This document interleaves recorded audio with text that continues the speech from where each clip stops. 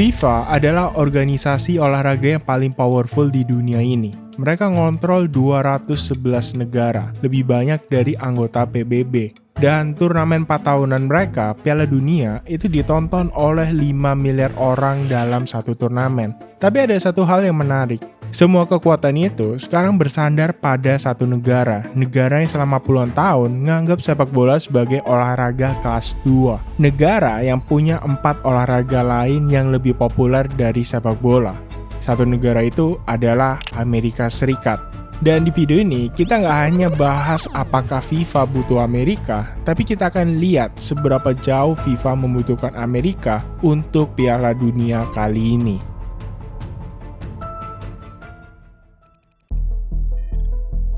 Di Piala Dunia Qatar 2022, FIFA itu ngehasilin revenue 7,57 miliar USD. Itu adalah revenue FIFA terbanyak sepanjang sejarah. Dan Piala Dunia 2026 ini, FIFA menargetkan revenue yang akan mereka dapat di Amerika adalah hampir 2 kali lipat dari yang mereka dapat di Qatar.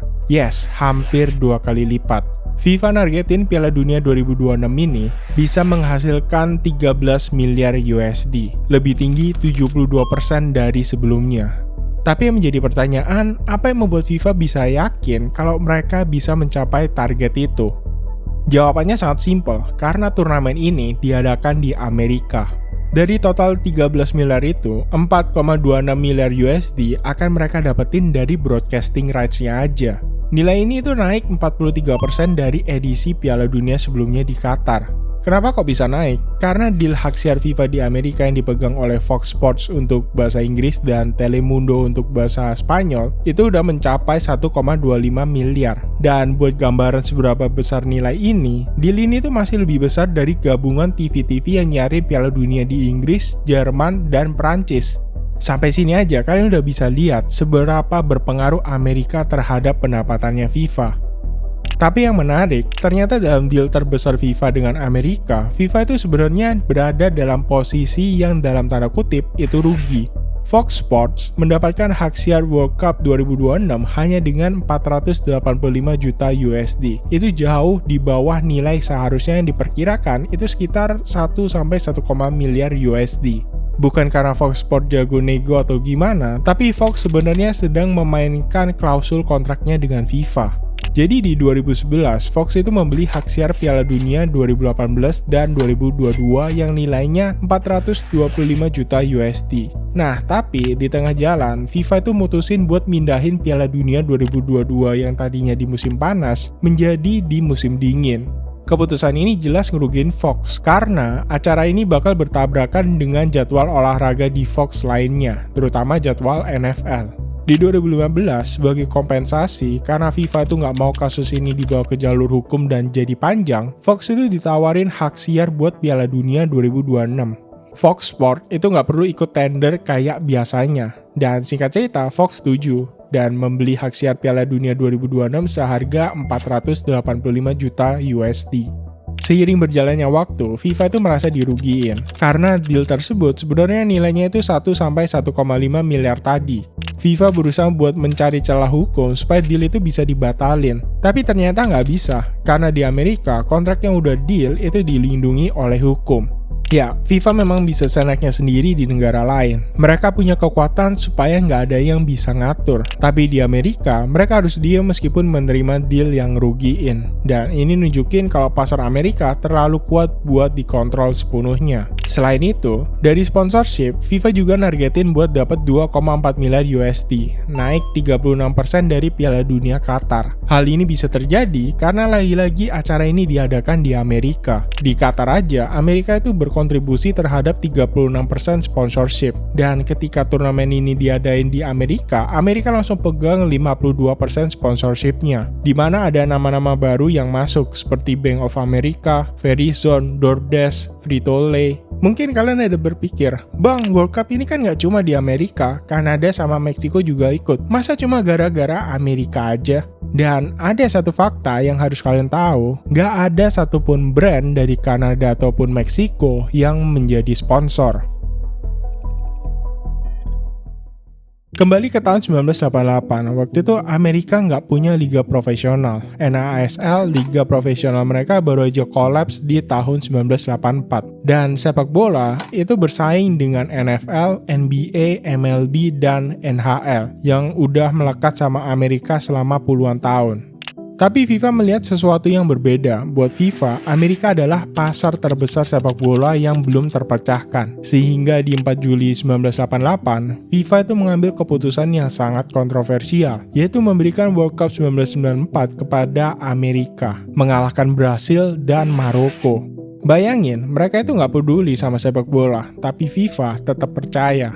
Keputusan itu bikin banyak orang ngamuk karena itu seperti penghinaan. Gimana bisa turnamen terbesar sepak bola diadain di negara yang nggak peduli sepak bola? Tapi pertanyaannya, kenapa FIFA tetap percaya? Sebenarnya meskipun Amerika menganggap sepak bola itu olahraga kasta kedua mereka, tapi secara infrastruktur, Amerika itu udah sangat siap. Mereka punya stadion-stadion mewah yang biasa mereka pakai buat NFL, yang punya kapasitas malah lebih besar dari standar FIFA. Sedangkan waktu itu Maroko masih perlu membangun 9 stadion baru kalau mereka terpilih. Dan Brasil juga butuh dana yang sangat besar buat renovasi stadion mereka. Dan ada satu alasan krusial yang sangat meyakinkan FIFA, yaitu Olimpiade Los Angeles 1984 yang menghasilkan keuntungan luar biasa besar. Yang ngebuktiin kalau Amerika adalah event organizer olahraga terbaik yang ada di dunia. Dan FIFA punya langkah cerdik untuk membangun ekosistem sepak bola di Amerika, yaitu mereka memaksa supaya Amerika harus punya liga profesional mereka ketika Piala Dunia itu dilaksanakan. Sehingga FIFA nggak cuma memperkenalkan sepak bola ke orang Amerika lewat Piala Dunia yang berlangsung beberapa hari aja.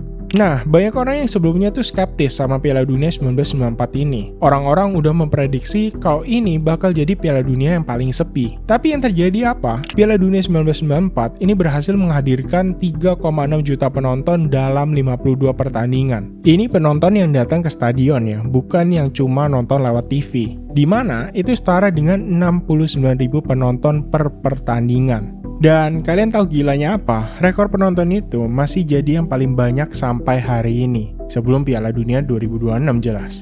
Padahal Piala Dunia di Amerika waktu itu cuma 24 negara aja, beda sama yang setelahnya 32 negara dan sekarang jadi 48. Ya mungkin aja sih Piala Dunia 2026 ini bisa mecahin rekor itu. Tapi balik lagi, kalaupun rekornya pecah, ya dipecahin di Amerika juga.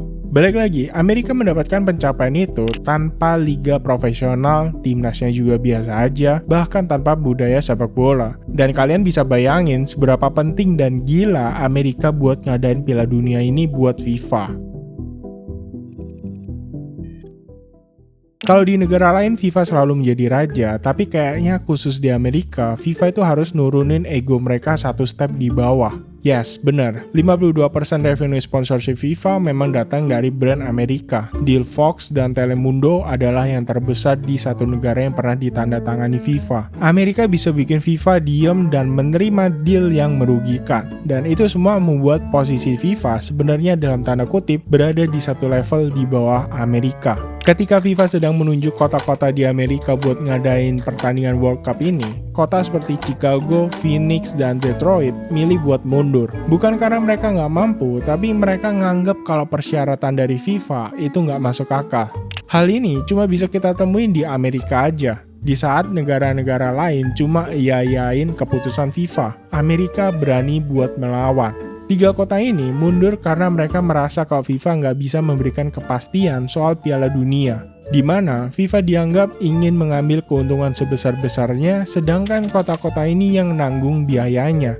FIFA itu nguasain hak siar, sponsor, tiket, sebagian besar pendapatan komersial, sedangkan kota-kota ini harus nanggung keamanan, transportasi, infrastruktur. Banyak dari mereka yang merasa perbandingan resiko dan keuntungannya itu nggak seimbang. Kemudian FIFA itu juga minta pembebasan pajak, dan itu sih sebenarnya memang selalu terjadi. Tapi 3 kota ini itu punya keraguan.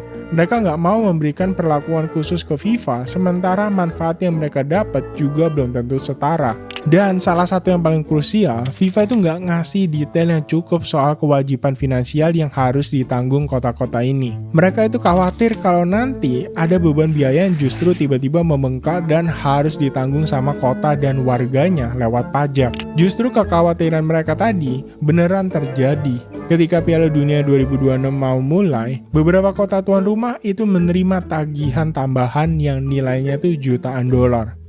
World Cup 2026 itu bukan cuma turnamen terbesar dalam sejarah FIFA, tapi secara nggak langsung, FIFA itu kayak nandatanganin perjanjian kalau mereka itu akan terus bergantung dengan Amerika. Dan kalau kalian pikir ini cuma sekedar teori, ini udah kelihatan sejak bagaimana mereka memilih tuan rumah. Bagaimana mereka merespon tekanan dari sponsor yang sebenarnya nggak pernah dilakukan FIFA sebelumnya. Memang pusat sepak bola nggak akan bisa lepas dari Eropa, tapi secara komersial itu udah bergeser dari Eropa ke Amerika. Gimana menurut kalian? BTW, negara mana yang kalian dukung di Piala Dunia ini? Tulis di komen. Terima kasih sudah menonton, jangan lupa like, comment, share, dan subscribe kalau kalian suka sama videonya, dan sampai jumpa di video selanjutnya.